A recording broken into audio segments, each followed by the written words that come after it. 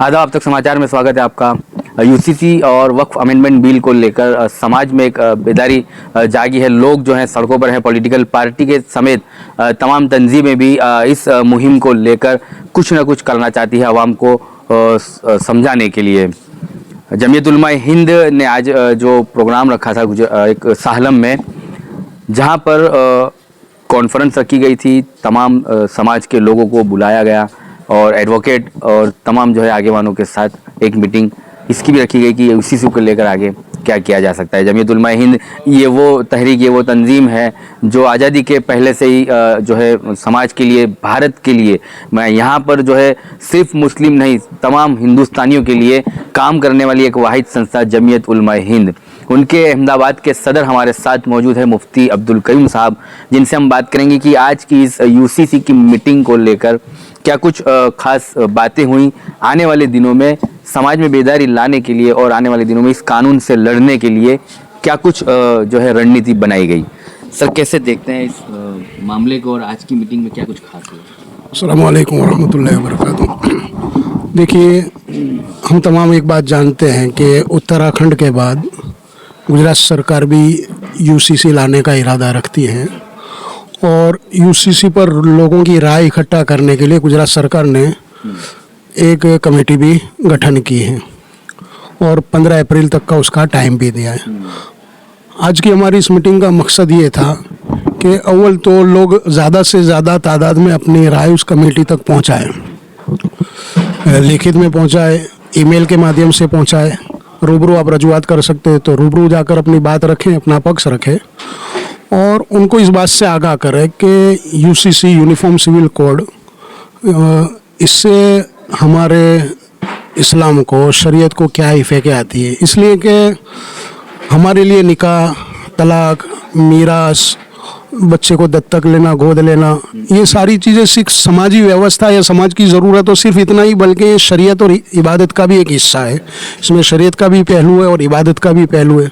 जाहिर है शरीयत और इबादत है तो हम लोग शरीयत और इबादत का जो तरीका अल्लाह और उसके रसूल ने जो दिया उसके हिसाब से चलेंगे। तो सामाजिक व्यवस्था के साथ साथ ये शरीयत का भी हिस्सा है। अगर यूसीसी आता है, अमलन गुजरात में नाफिज होता है, तो हमारे निकाहों के अंदर अगर तलाक की नौबत आती है तो तलाक के मौके पर या मीरास के मौके पर या एक से ज़्यादा निकाह के मौके पर कहाँ कहाँ हमें कानूनी एतबार से क्या परेशानी आएगी, शरई एतबार से हमारे लिए क्या क्या बातें हैं। तो आज की मीटिंग का एक ख़ास मकसद ये था कि लोगों को शरई एतबार से भी और लीगल एतबार से भी लोगों को आगाह किया जाए, लोगों को बेदार किया जाए। इसके अंदर कहाँ कहाँ हमारे लिए क्या नुकसान की चीज़ है वो सारी चीज़ें बतलाई जाए। उसके लिए इस फ़न के जो माहिर हैं, बड़े वकील हजरात हैं, इसके जिन लोगों ने इस पर काफ़ी मुताला किया है, काफ़ी प्रोग्राम किए, मीटिंगें की है, वो सारे लोगों को यहाँ जमा किया गया था और लोगों के सामने एक बात पहुँचाने की कोशिश की गई थी। और सर, ये तो एक संवैधानिक तरीके से भी गलत ही है। जो आपका शरिया बताता है, इस्लामिक रूल्स तो कहता है उसको पालना चाहिए, लेकिन संविधान भी हक देता है कि आप अपने मजहब के हिसाब से चलें। बिल्कुल, संविधान ने हमको काफ़ी आज़ादी दी है मज़हब के मामले में। तुम अपने मज़हब पर अमल कर सकते हो, चल सकते हो, प्रचार कर सकते हो, प्रसार कर सकते हो। हमारी तरफ से शरीयत के संविधान की तरफ से हमको काफ़ी सहूलतें हैं। और ये जो यूसीसी जिसमें बार बार आर्टिकल 44 का हवाला दिया जाता है कि आर्टिकल 44 में यूसीसी का है, तो उसमें एक बात बहुत अच्छे तरीके से हमारे वकीलों ने भी समझाई कि वो इच्छनीय, यानी पब्लिक अगर चाहती है और माहौल इसका है तो तुम उसके लाने की कोशिश कर सकते हो। अभी फर्जियात थोप नहीं सकते, मर्जियात उसको रखना पड़ेगा। और इसके पहले लॉ कमीशन ने 1918 में गालिबान, उसके बाद 1922 में, यानी यही बीजेपी सरकार के अंदर 2 मरतबा लॉ कमीशन ने इसके ऊपर पूरे भारत का दौरा किया, इस लोगों की राय जानी, चेक की। और लॉ कमीशन ने इसके ऊपर उस वक्त भी ये पहली बार तो ये बतलाया है कि इस वक्त माहौल नहीं है। दूसरी बात 1922 में लॉ कमीशन ने अपना रिपोर्ट ही नहीं रखा, यानी हम समझ सकते हैं कि वो भी समझते हैं कि जाहिर इस वक्त हिंदुस्तान का माहौल वो नहीं है कि लोगों को यूसीसी के ऊपर फर्जियात लाया जाए। सर, मुस्लिम पर्सनल लॉ बोर्ड वक्फ को लेकर तो मैदान में है और काफ़ी खुलासे के साथ आ रही है। यूसीसी को लेकर मुस्लिम पर्सनल लॉ बोर्ड का क्या मानना है? देखिए, ये जितने भी कौमी शरई मसाइल हैं जो कहीं ना कहीं डायरेक्ट हमको, मुसलमानों को, बल्कि इस्लाम को टच करते हैं, तो पर्सनल लॉ बोर्ड है, या गुजरात की बात करूं तो मुस्लिम हित रक्षक समिति है।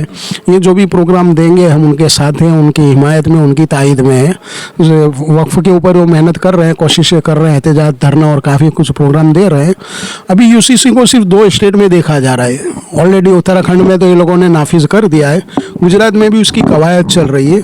आने वाले दिनों में मुझे लगता है कि मुस्लिम पर्सनल लॉ बोर्ड को गुजरात में इस इश्यू पर भी तवज्जो देनी चाहिए।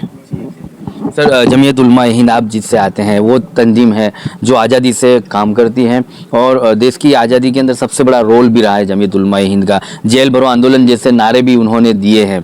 क्या आपको लगता है साहब कि अब वो पुराने दिन वापस आए और जेल भरो आंदोलन जैसे नारे फिर एक बार उलमा हिंद को देने पड़े और लोगों को जेलें भरनी पड़े, क्योंकि इस तरह से समाज को प्रताड़ित किया जा रहा है, परेशान किया जा रहा है। आप अपना जो है इस्लाम का धर्म जो है उसको नहीं अपना सकते, आप अजान नहीं देख सकते, नमाज नहीं पढ़ सकते, आपको जो वक्फ पे परेशान किया जा रहा है, तो कहीं ना कहीं इससे टारगेट करने में आ रहा है एक समाज को। इसकी वजह क्या है? एक तरफ जो है भारतीय जनता पार्टी सौगातें भी दे रही है ईद के दिन, जब आज तक जो नहीं हुआ 15 सालों में, वो भारतीय जनता पार्टी कर रही है। टिकटें भी अब देने लगी है चुनाव में, नगर निगम के चुनाव तक तो भारतीय जनता पार्टी अपने क़यादत देने लगी है। और दूसरी तरफ ये है कि प्रताड़ित भी किया। ये मामला क्या है? देखिए, जमीयत उलमा हिंद ने, जैसा कि आपने जिक्र किया कि आज़ादी की लड़ाई में भी बहुत बड़ा हिस्सा और योगदान रहा है, और अब इस तरह के हालात बन रहे हैं कि फिर जेल भरो आंदोलन और इस तरह के आंदोलन, मैं ये समझता हूँ कि ये सिर्फ और सिर्फ मुसलमानों का मसला नहीं है। ये संविधान का मसला है, देश की एकता का मसला है, देश की अखंडता का मसला है। जिस तरह के सख्त कवानीन, जालिमाना कवानीन आज हम पर मुसल्लत या सिर्फ मुसलमानों को टारगेट करके बतलाए जा रहे हैं, असल तो ये दूसरे समाज के लिए भी खतरा है। ये सिख भाइयों के लिए भी खतरा है, दलितों के लिए भी खतरा है, आदिवासियों के लिए भी खतरा है, क्योंकि हर एक कौम की अपनी अपनी एक पहचान होती है, उनकी अपनी क्या है, एक रिवायतें होती हैं, उनके अपनी ज़िंदगी गुजारने के सामाजिक तौर तरीके होते हैं। अब यूसीसी के नाम से जाहिर ला रहे हैं, और अभी बजाय मुसलमान टारगेट दिख रहा है, लेकिन सिर्फ मुसलमान टारगेट नहीं है, ये तो पूरे हिंदुस्तान का और हिंदुस्तान वासियों का मसला है। तो आइंदा भी इस तरह के जो प्रोग्राम, एहतजाजी प्रोग्राम बेशक हम तो करेंगे, कानून के दायरे में रहते हुए, संविधान ने जो हक दिया उसको वसूल करते हुए, उसके ऊपर अमल करते हुए। लेकिन साथ ही हमारी कोशिश ये भी रहेगी कि दूसरे समाज के भी जो लोग हैं, जो हसास लोग हैं, जो इस तरह के हालात को समझते हैं, उनको भी जोड़ने की, उनकी भी मदद लेने की हम कोशिश करेंगे। सर, ये लड़ाई को जो कुछ सांसद हैं वो लोग तो सुप्रीम कोर्ट तक पहुंचे, याचिका दर्ज किए। उम्मीद है जल्द से जल्द जमीयत उलमा हिंद भी पहुंचे इस मामले को लेकर सुप्रीम कोर्ट में, और ऐसे मामले ज़्यादातर ये देखे गए कि इंसाफ दिलाने में जमीयत उलमा हिंद सबसे आगे रही है, क्योंकि पिछले दिनों का अभी इतिहास पुराना देखा जाए तो काफ़ी सारे ऐसे मामले थे जो आप पे इल्ज़ामात लगे थे, वो कोई किसी जुल्म से कम नहीं थे, फिर भी सच्चाई के साथ जमीयत उलमा हिंद खड़ी रहती है और उसको बाहर ला के दी। देखिए, बिल्कुल, अगर कल को उठकर इसको कानूनन चैलेंज करने की बात आती है, कोर्ट मैटर बनाने की बात आती है, तो जहां दूसरी तंजीमों ने इनफिरादी इज्तिमा ऐलान किए हैं, जैसे वक्फ अमेंडमेंट बिल को लेकर, इस तरह जमीयत भी बिल्कुल तैयार है। जमीयत की जानिब से अरशद साहब ने पहले ऐलान कर दिया। यूसीसी अगर गुजरात में तादाद और ताकत के बलबूते पर अगर नाफिज किया जा रहा है हमारी मर्जी के खिलाफ, ये अजीब हिंदुस्तान के अब हालात बन रहे हैं कि पहले लोगों को अपने हक के लिए आंदोलन करने पड़ते थे, अपना हक मनवाने के लिए और अपने लिए कानून कायदे बनाने के लिए, अब रोकने के लिए आंदोलन करने पड़े। सरकार कहती है हम तुम्हारा कल्याण करना चाहते, पता नहीं वो किस तरह का कल्याण है कि हमको समझ में नहीं आ रहा है। पहले किसानों का कल्याण करने की बात की, किसानों ने उसका विरोध, हमको नहीं कल्याण करना है, हमारे भले की वक्फ के अंदर अमेंडमेंट से हमारे भला हो जाएगा, मालदार हो जाएंगे। किस तरह मालदार होंगे हमको समझ में नहीं आ रहा, हमको नहीं होना इस तरह मालदार। तो बहरहाल अगर कानूनन चैलेंज करने की नौबत आएगी तो इंशाल्लाह उसके लिए भी तैयार है। अरशद साहब ने पहले ऐलान किया है, बल्कि उत्तराखंड में जो यूसीसी नाफिज किया गया है तो जमीयत ने बहुत पहले ही शुरू में सीनियर एडवोकेट सुप्रीम कोर्ट के कपिल सिब्बल साहब के ज़रिए से इसको चैलेंज कर ही दिया है। अगर अल्लाह ना करे यहाँ आएगा तो हम कानून, संविधान, प्यार, मोहब्बत और शांति के साथ इसकी मुखालफत, इसके विरोध की हर जायज़ कोशिश करेंगे। सर, कल रामनवमी है और रामनवमी के चलते एक गुजरात के तमाम शहरवासियों को आपकी तरफ से एक शांति की अपील, और वो उलमाओं को जो मस्जिदों में अब तक भी सीसीटीवी नहीं लगा पाए, जो आपकी तरफ से एक शांति की। देखिए, हिंदुस्तान में त्योहारों की परंपरा भी बहुत पुरानी है।